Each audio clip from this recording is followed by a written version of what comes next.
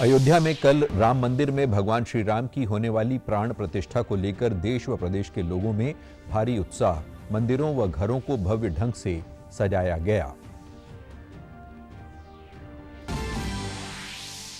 राज्यपाल बंडारू दत्तात्रेय गुरुग्राम में आयोजित पहले global as innovation multi speciality robotic surgery conference में हुए शामिल। कहा, रोबोटिक सर्जरी मरीज व डॉक्टर दोनों के लिए है किफायती।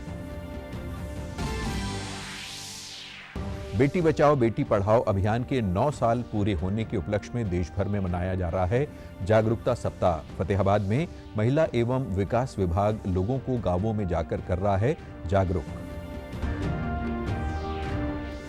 और राष्ट्रपति द्रौपदी मुर्मू कल नई दिल्ली में असाधारण उपलब्धि के लिए 19 बच्चों को 2024 के प्रधानमंत्री राष्ट्रीय बाल पुरस्कार से करेंगी सम्मानित।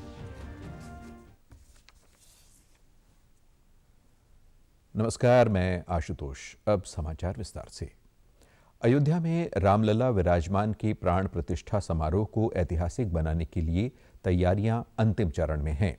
काशी के डोम राजा सहित 15 लोग प्राण प्रतिष्ठा अनुष्ठान के यजमान होंगे। भव्य समारोह का साक्षी बनने के लिए आमंत्रित देशी विदेशी मेहमानों का अयोध्या आने का सिलसिला जारी है। रामनगरी में समारोह के लिए कड़ी सुरक्षा व्यवस्था की गई है। प्राण प्रतिष्ठा समारोह को देखते हुए रामलला के दर्शन की व्यवस्था बंद है। राज्य पर्यटन विभाग के आंकड़ों के अनुसार वर्ष 2017 तक अयोध्या में हर साल 2 लाख श्रद्धालु आते थे। अब इनकी संख्या बढ़कर 2 करोड़ तक पहुंच गई है। वहीं भारत के लिए कल का दिन बेहद मंगलकारी और भावुक कर देने वाला होगा। कल अयोध्या के राम मंदिर में मर्यादा पुरुषोत्तम भगवान श्री राम की प्राण प्रतिष्ठा की जाएगी। ट्रस्ट ने कहा है कि आज 114 कलशों के विभिन्न औषधीय जल से मूर्ति को स्नान कराया गया। भगवान श्री राम की प्रतिमा की प्राण प्रतिष्ठा हेतु 7 दिवसीय अनुष्ठान किए जा रहे हैं। इसी क्रम में कल पुष्पाधिवास, शर्कराधिवास और फलाधिवास किए गए। इस दिन रवि योग का निर्माण हुआ। नवनिर्मित भव्य मंदिर सहित पूरी अयोध्या धाम को सजाया गया है। श्री राम जन्मभूमि तीर्थ क्षेत्र ने एक्स पर बताया कि भक्ति भाव से विभोर अयोध्या में श्री राम जन्मभूमि पर होने वाले प्राण प्रतिष्ठा समारोह में प्रातः काल 10 बजे से मंगल ध्वनि का भव्य वादन होगा। विभिन्न राज्यों से लाए गए 50 से अधिक मनोरम वाद्य यंत्र लगभग 2 घंटे तक इस शुभ घटना के साक्षी बनेंगे। प्रधानमंत्री नरेंद्र मोदी रामेश्वरम से सुदूर दक्षिण स्थित अरिचल मुनाई पॉइंट पहुंचे और पूरे विधि विधान से उन्होंने पूजा अर्चना की। मान्यता है कि प्रभु श्री राम ने लंका पर चढ़ाई के लिए धनुष कोडी के अरिचल मुनाई से ही राम सेतु का निर्माण किया था। इसके बाद प्रधानमंत्री ने श्री कोंठडाड़ा रामास्वामी मंदिर में भी पूजा अर्चना की। ये मंदिर श्री कोंठड़ा रामास्वामी को समर्पित है। ऐसा कहा जाता है कि यहीं पर विभीषण पहली बार श्री राम से मिले थे और उनसे शरण मांगी थी। इसके बारे में ऐसा भी कहा जाता है कि ये वही स्थान है जहां श्री राम ने विभीषण का राज्याभिषेक किया था। पीएम मोदी कल अयोध्या में रामलला की प्राण प्रतिष्ठा से पहले उन मंदिरों में दर्शन पूजन कर रहे हैं जो रामायण काल से जुड़े हैं। एक दिन पहले उन्होंने तिरुचिरापल्ली के श्रीरंगम में श्री रंगनाथ स्वामी में भी पूजा की थी। करीब 500 वर्ष बाद जन्मभूमि पर विराज रहे भगवान श्री राम की अगुवाई के लिए अयोध्या के साथ साथ पूरा देश पूरी तरह से तैयार है। कैथल में भी श्रद्धालुओं ने सभी मंदिरों, घरों और अन्य भवनों पर रंग बिरंगी रोशनी करके दिवाली जैसी तैयारियां की हैं। शहर के गीता भवन मंदिर, हनुमान मंदिर, साईं मंदिर, बड़ी देवी मंदिर, खाटू श्याम मंदिर, महाभारत कालीन ऐतिहासिक प्राचीन 11 रुद्री शिव मंदिर सहित सभी मंदिरों को भव्य ढंग से सजाया गया है। गीता भवन मंदिर द्वारा शहर में 3 बड़े स्क्रीन लगे वाहनों से श्री राम मंदिर के प्राण प्रतिष्ठा कार्यक्रम का प्रचार किया जा रहा है। मंदिर के पुजारियों ने कहा कि हम सब बड़े भाग्यशाली हैं कि लंबे समय बाद श्री राम जी की प्रतिमा की प्राण प्रतिष्ठा को हम सब अपनी आंखों से देखेंगे। इस मौके पर सभी मंदिरों में कार्यक्रम आयोजित किए जाएंगे कि 22 तारीख को भगवान राम की प्रतिष्ठा हो रही है। अयोध्या में भगवान राम आ रहे हैं और पूरे देश में समस्त सनातन धर्मियों में बड़ा उत्साह है क्योंकि हमारे कई पूर्वजों ने सपना देखा था कि राम जी का मंदिर बनेगा, राम जी का मंदिर बनेगा, लेकिन हम अपने आप को बड़े सौभाग्यशाली समझते हैं कि जब हम हैं तभी उसी समय भगवान राम जी आ रहे हैं और वो मंदिर बड़ा भव्य बना हुआ है। इसी उपलक्ष्य में मंदिर के जितने भी हिंदुस्तान के मंदिर हैं, सनातन धर्मी जो लोग हैं अपने घरों को, अपने मंदिरों को, जहाँ जिसकी आस्था है उन मंदिरों को बड़े भव्य ढंग से सजाया जा रहा है। हमारे यहाँ कैथल शहर में प्रत्येक मंदिर और प्रत्येक जो भी धार्मिक संस्थाएं हैं वहाँ पर मर्यादा पुरुषोत्तम भगवान राघवेंद्र सरकार की इस दिव्य तैयारी के लिए जुटे हुए हैं। प्रत्येक मंदिर में अच्छे अच्छे भजन, सुंदरकांड का पाठ, रामायण पाठ, राम रक्षा स्तोत्र पाठ, जाप इत्यादि यज्ञ हवनानुष्ठान भंडारे सभी बड़ी श्रद्धा और उमंग के साथ हमारे शहर के लोग कर रहे हैं। कैथल के लोगों ने कहा कि हमने प्राण प्रतिष्ठा कार्यक्रम की सारी तैयारियां कर ली हैं। कल का दिन हमारे लिए गौरव का क्षण है। राम मंदिर के निर्माण से देश के लोगों की वर्षों पुरानी इच्छा पूरी होने जा रही है। हम लोग इतने खुश और सौभाग्यशाली समझते हैं अपने आप को, जो हमने 500 साल बाद जो मूर्ति प्राण प्रतिष्ठा वहाँ अयोध्या में हो रही है, इतनी खुशी है हमारे अंदर कि हम बयां नहीं कर सकते। और ये जो दिवाली जैसा उत्सव है हमारे लिए, जो हमारे लिए दिवाली से भी बढ़कर जो उत्सव है हमारे शहर के अंदर, हर मंदिरों को सजा सजा के लोगों ने, मतलब इतनी खुशी, घर के अंदर दिए जल रहे हैं और लोग बयां नहीं कर सकते कि जितनी खुशी हमें मिली है। शहर के अंदर भव्य निशान यात्रा निकाली गई है उपलक्ष्य अंदर, और आप देख रही हैं मंदिर को पूरी तरह से दीपों से और पूरे मंदिर को सजाया गया है। इतना हर्ष है हमारे के अंदर, पूरे संतों भक्तों के अंदर पूरा हर्षोल्लास से इस दिन का इंतजार है 22 जनवरी को, जब भगवान श्री राम जी की मूर्ति प्रतिष्ठा वहाँ होगी। तो जो हमने जो उनके बारे में व्यवस्था की है कि एक तरह से लगा लो आप नई दिवाली, जब भगवान जी अपने पूरे वनवास को काट करके वापसी आए थे, तो वो दिन दो दिवाली थी, दोबारा से आज पूरे शहर के अंदर उसी प्रकार हर्षोल्लास से दिवाली मनाई जाएगी। अयोध्या में भगवान श्री राम की हो रही प्राण प्रतिष्ठा को लेकर सोनीपत में विशाल शोभा यात्रा निकाली गई। ये यात्रा सेक्टर 14 से शुरू होकर शहर के विभिन्न स्थानों से होते हुए गीता भवन मंदिर में संपन्न हुई। इसमें विभिन्न धार्मिक संस्थाओं, धर्म प्रचारकों, सामाजिक व्यक्तियों व बड़ी संख्या में श्रद्धालुओं ने भाग लिया। सांसद रमेश कौशिक ने कहा कि 500 साल के बाद भगवान श्री राम की वापसी प्रधानमंत्री नरेंद्र मोदी की देश को अद्भुत सौगात है। कल देश भर में दिवाली मनाई जाएगी, उसी का रूप आज सोनीपत में दिखाई दे रहा है। पूरा शहर राममय हो गया है। इस कार्यक्रम के संयोजक ललित बत्रा ने कहा कि जन जन के प्रभु श्री राम जी का अयोध्या में श्री राम मंदिर में प्राण प्रतिष्ठा का आयोजन हम सबके लिए गर्व की बात होगी। जिस तरह दिवाली 22 तारीख को है, उसका रूप आज आप दिखाई दे रहे हो। इसके लिए हमारे सारे स्टेज के मेरे नेतागण हैं और मेरे सामने जो राम भक्त हैं, इन सबको हम जय श्री राम बोलते हैं और आगे भी भगवान श्री राम हम सब पर कृपा बनाए रखेंगे, यही सबसे निवेदन है। और आज इस सफल प्रोग्राम का आयोजन जो हजारों की संख्या में लोग शामिल हुए हैं। 22 तारीख से पहले लोगों ने अपना अपना जो है इस प्रकार से भव्य में यात्रा जो निकाली है सबने, और मैं ये समझता हूँ कि आज सोनीपत का कोई गली मोहल्ला ऐसा नहीं है जिसका कार्यकर्ता इस कार्यक्रम में आज मौजूद नहीं है। मेरी और से सभी को बहुत बहुत बधाई भी है। और 22 तारीख को जो वहाँ पर मूर्ति प्राण प्रतिष्ठा होनी है, उसके लिए अपने घरों में बैठ करके या सामूहिक प्रयोग से मंदिरों में जो LCD लगेंगी, बड़ी बड़ी CD लगेंगी, उनमें बैठ करके वहाँ पर सबने सुनना है। राई विधायक मोहनलाल बड़ौली ने कहा कि अयोध्या में होने जा रहे प्राण प्रतिष्ठा समारोह के कार्यक्रम की तैयारियां जोरों से चल रही है। प्रधानमंत्री नरेंद्र मोदी के साथ प्रत्येक भारतीय इस ऐतिहासिक पल के लिए इंतजार कर रहे हैं। 22 जनवरी को जो प्राण प्रतिष्ठा होगी, इसकी आप सबको बहुत बहुत बधाई। और उस भगवान श्री राम मंदिर की प्राण प्रतिष्ठा की जो पहली आरती होगी 12:20 पर, उस सभी आरती में सभी से निवेदन करूंगा उसमें सभी सहभागी बने। उस धार्मिक जो भगवान श्री राम के मंदिर 498 वर्षों के बाद जो वहां भव्य आरती का आयोजन होगा, उस पहली आरती में आप सब सहभागी बने। उधर भगवान श्री रामलला की प्राण प्रतिष्ठा के उपलक्ष्य में हिसार में भी शोभा यात्राएं निकाली जा रही हैं। मंदिरों में खूब रौनक दिखाई दे रही है। शहर के चौक चौराहे भगवान श्री राम ध्वज से सजाए गए हैं। शहर के डोगरान मोहल्ला में भी आज शोभा यात्रा निकाली गई, जिसमें शहरी स्थानीय निकाय मंत्री डॉक्टर कमल गुप्ता ने शिरकत की। उन्होंने कहा कि भगवान राम की प्राण प्रतिष्ठा को लेकर लोग उत्साहित हैं। 500 वर्षों के लंबे इंतजार के बाद भगवान राम मंदिर बनवाकर हमने अपनी शक्ति का प्रमाण दिया है। विश्व में भगवान राम का डंका बज रहा है और 500 वर्ष पहले एक बाबर नाम का व्यक्ति आया था और उसने हमारे राम मंदिर को, भगवान कृष्ण के मंदिर को और भगवान शिव के मंदिर को तोड़ा। उस समय हिंदुस्तान में हम लोग सशक्त नहीं थे। आज हमने भगवान राम का मंदिर 500 साल के बाद बनाकर एक सशक्तता का प्रमाण किया है। आज भारत में विश्व गुरु बना है। आज हिंदुस्तान, भारत सोने की चिड़िया नहीं है, आज सोने का शेर बना है।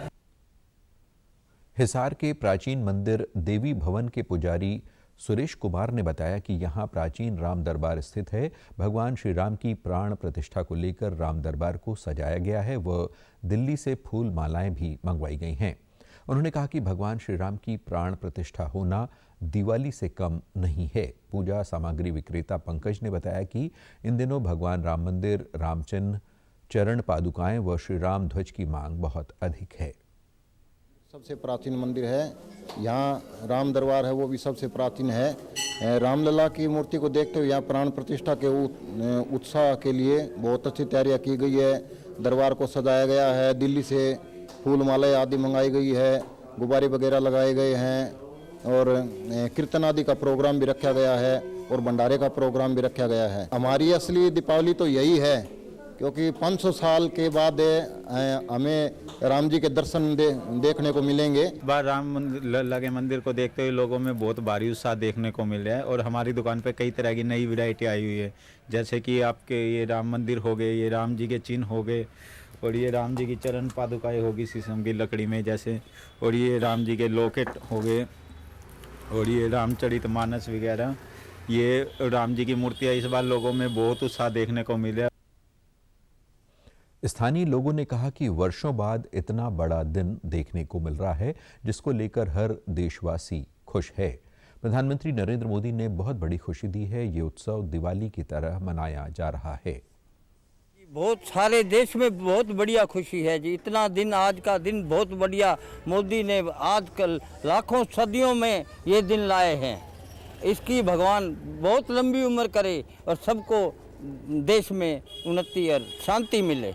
जब मौका मिला तो मैं जरूर जाऊंगा, हर हालत में जाऊंगा। भगवान बुलाएगा तो जरूर ही जाएंगे मेरे मालिक। हमें भी जाना है अयोध्या, जब राम जी का बुलावा आएगा तो हम भी ज़रूर जाएंगे। और हमारे भारत में पहले ताजमहल था, अब हमारे भारत में अयोध्या है, जाने लायक एक टूरिज़्म का एक प्लेस बन गया है जहाँ पे हर भारतीय जाना चाहेगा। बहुत अच्छा बना है ये। राज्यपाल बंडारू दत्तात्रेय कल गुरुग्राम में आयोजित पहले global as innovation multi speciality robotic surgery conference के समापन समारोह में बतौर मुख्य अतिथि शामिल हुए।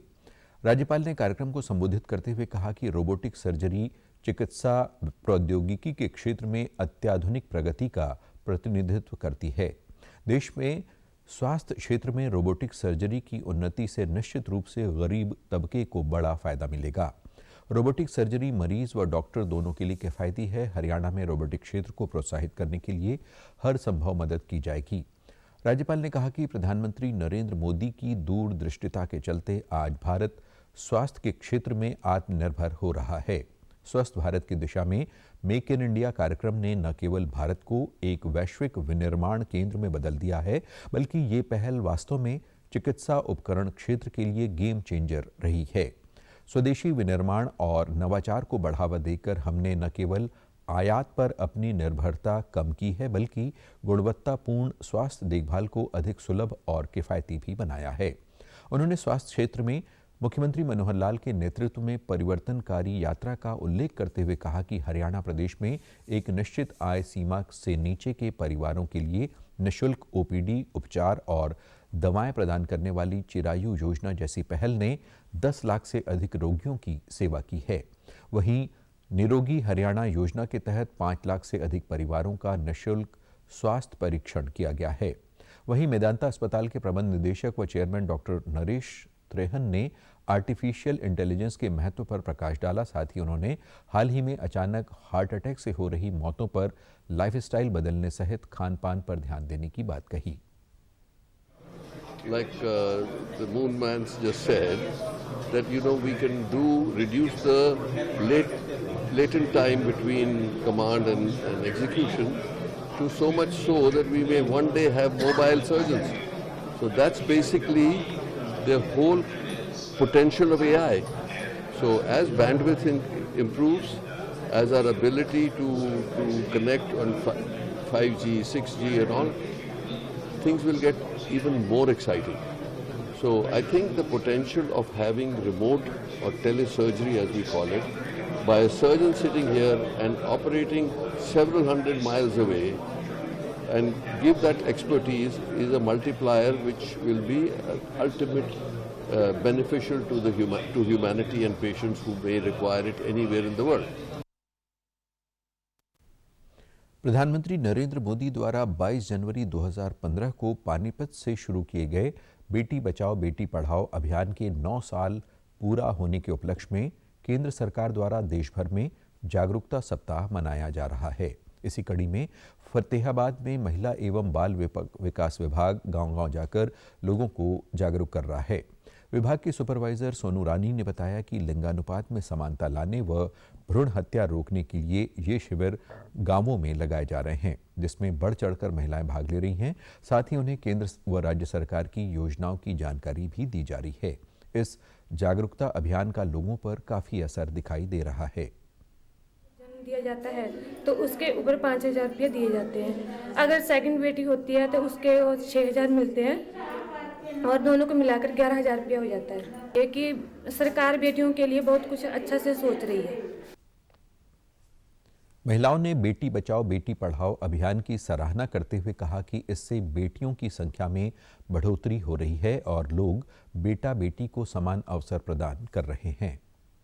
सरकार बेटियों के लिए बहुत सारी स्कीमें चला रही है। जैसे हमारे डिपार्टमेंट में है PMVY स्कीम है, जिसके तहत पहली प्रेगनेंसी पे 5,000 रुपये, चाहे लड़का है या लड़की है, और सेकंड प्रेगनेंसी पे लड़की है तो उसको 6,000 रुपये और यदि लड़का है तो उसको 5,000 रुपये। इसके साथ साथ आपकी बेटी हमारी बेटी के भी फॉर्म भरे जाते हैं, जिसमें उनको LIC मिलती है, जो कि 1 लाख रुपये तक जब वो 18 साल की होती है तब उसको दिया। सरकारी कुछ अधिकारी आए हुए थे, उन्होंने सरकार की स्कीमों के बारे में बताया। वो स्कीमें मेरे को बहुत अच्छी लगी, जिनके बारे में मेरे को पहले नहीं पता था। मेरे को इतना अच्छा लगा कि ये ऐसे जागरूकता कैंप बार बार लगाए जाएं और बेटियों की संख्या को बढ़ावा मिल सके। गांव की लेडीज़ को बताया जा रहा है कि लड़कियां किसी से भी कम नहीं हैं किसी भी क्षेत्र में। तो इन लड़कियों के लिए सरकार ने स्कीमें चलाई हैं, जैसे आपकी बेटी हमारी बेटी, PMY की योजना, जिसके तहत लड़कियों को पहले मतलब कि लेडीज़ को 5,000 रुपये पहली प्रेगनेंसी पर और दूसरी प्रेगनेंसी पर, जैसे बच्चा दूसरा बेटा होता है तो उन्हें 5,000 रुपये और दूसरी लड़की होती है तो उन्हें 6,000, यानी टोटल 11,000 रुपये की राशि मुहिम कराई जाती है। राष्ट्रपति द्रौपदी मुर्मू कल नई दिल्ली में असाधारण उपलब्धि के लिए 19 बच्चों को 2024 के प्रधानमंत्री राष्ट्रीय बाल पुरस्कार से सम्मानित करेंगी। ये पुरस्कार 5 से 18 वर्ष के आयु के बच्चों को कला और संस्कृति, बहादुरी, नवाचार, समाज सेवा और खेल के क्षेत्र में उत्कृष्ट उपलब्धियों के लिए दिया जाता है। पुरस्कार पाने वालों में 2 आकांक्षी जिलों सहित 18 राज्यों और केंद्र शासित प्रदेशों से 9 लड़के और 10 लड़कियां शामिल हैं। पुरस्कार वितरण समारोह से पहले राष्ट्रीय बाल पुरस्कार विजेताओं में से कुछ ने आकाशवाणी समाचार से बातचीत में उन प्रेरणादायक यात्राओं के बारे में अपने अनुभव साझा किए जो उन्होंने छोटी उम्र में ही शुरू की थीं।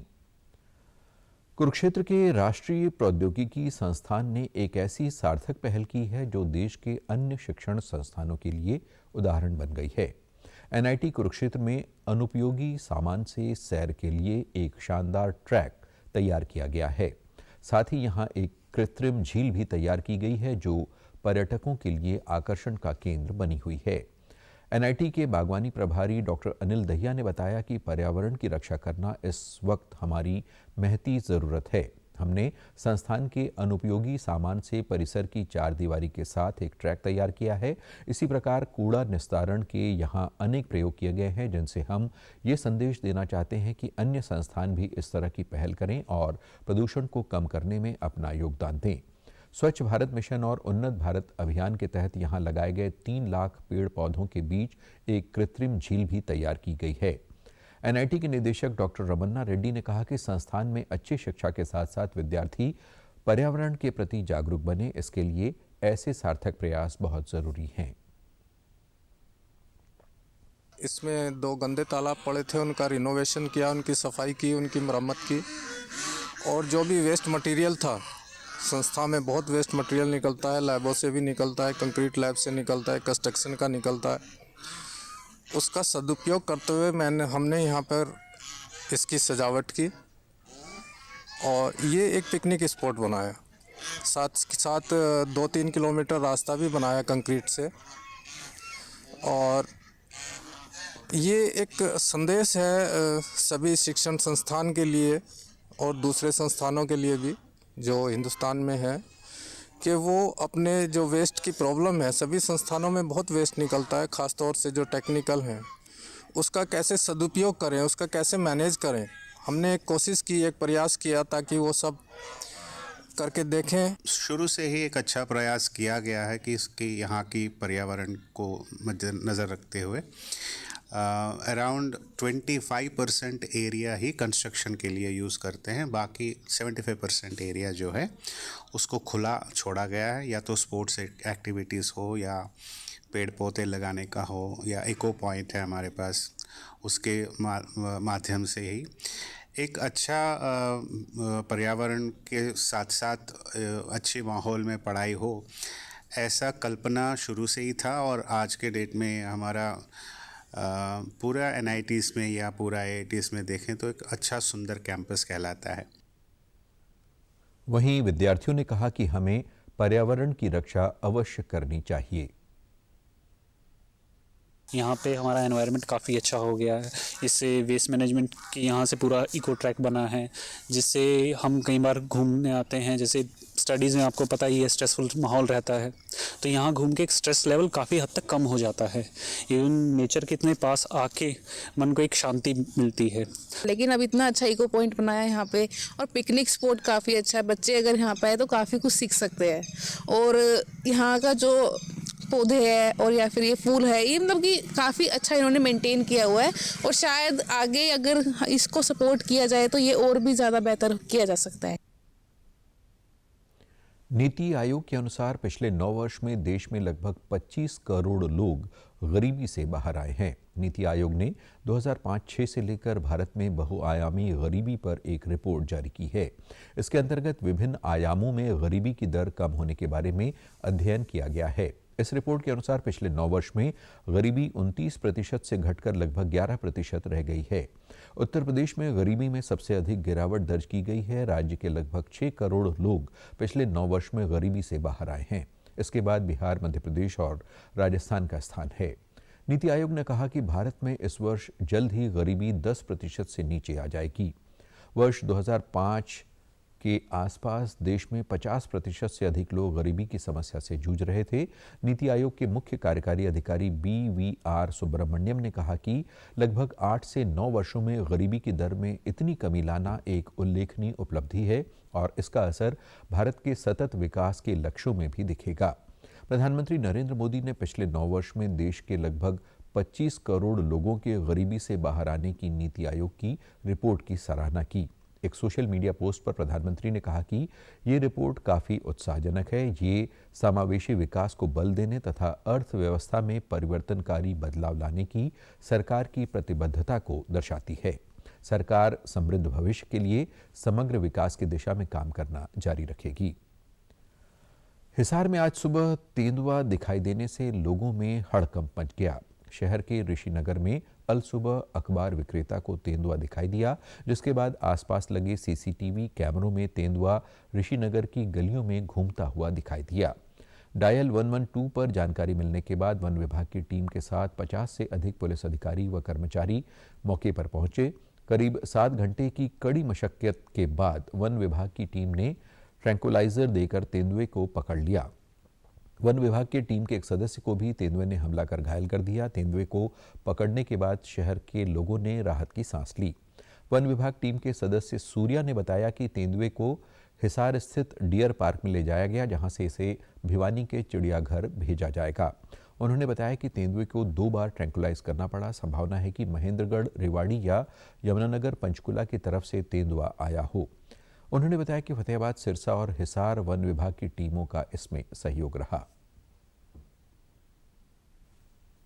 पहले ओपन में था, इसके बाद घर की जो एरिया है उसके नीचे आ गया था, उसके आगे दरवाजा तो बंद कर दिया था, तो ट्रैंकुलाइज करने में भी उसको 2 बार ट्रैंकुलाइज करना पड़ा, वरना एक बार में काम कर जाता है। पूरा मैच्योर है, ट्रैंकुलाइज करके उसको पहले डियर पार्क ले जाया जाएगा, उसके बाद उसको भिवानी चिड़ियाघर में कुछ दिन रख के रेस्ट देख लिया जाएगा। ऊपर 2 जगह से आ सकता है, या तो ये महेंद्रगढ़ रेवाड़ी की तरफ से आया है या फिर यमुनानगर पंचकुला की तरफ। सार वाइल्ड लाइफ रोहतक, सरसा और टेरिटोरियल हिसार का सारा स्टाफ है। SDRF की टीम भी आई है, पुलिस के घोषणा। हरियाणा में आम आदमी पार्टी के प्रदेशाध्यक्ष डॉक्टर सुशील गुप्ता ने डॉक्टर अशोक तंवर के भाजपा में शामिल होने पर प्रतिक्रिया देते हुए कहा कि पार्टी में पिछले 3-4 महीनों में 1.5 लाख से अधिक पदाधिकारी बने हैं। चंडीगढ़ में उन्होंने कहा कि आम आदमी पार्टी आम आदमी को ही खास बनाती है। गौरतलब है कि डॉक्टर अशोक तंवर हरियाणा में आम आदमी पार्टी के चुनाव अभियान के चेयरमैन थे। वे कल दिल्ली में भाजपा पार्टी में शामिल हुए।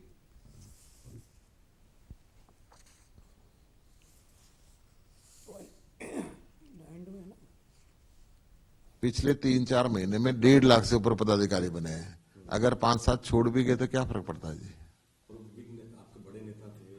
आम आदमी पार्टी ना आम व्यक्ति को ही बड़ा व्यक्ति बनाती है। आप पंजाब में देखो, एक मोबाइल रिपेयर करने वाले लाभ सिंह ने मुख्यमंत्री को हराया था। चंडीगढ़ में देखो, एक ढाबे वाले ने मेयर को हराया था। दिल्ली में देखो, एक ऑटो रिक्शा चलाने वाले ने उनके मंत्री को हराया था। तो आम आदमी पार्टी आम व्यक्तियों को ही बड़ा व्यक्ति बनाती है। जो सो कॉल्ड बड़े व्यक्ति हैं, जिनका मेहनत करने की आदत नहीं रही, तो वो फाइनल डेस्टिनेशन उनको चुनना है।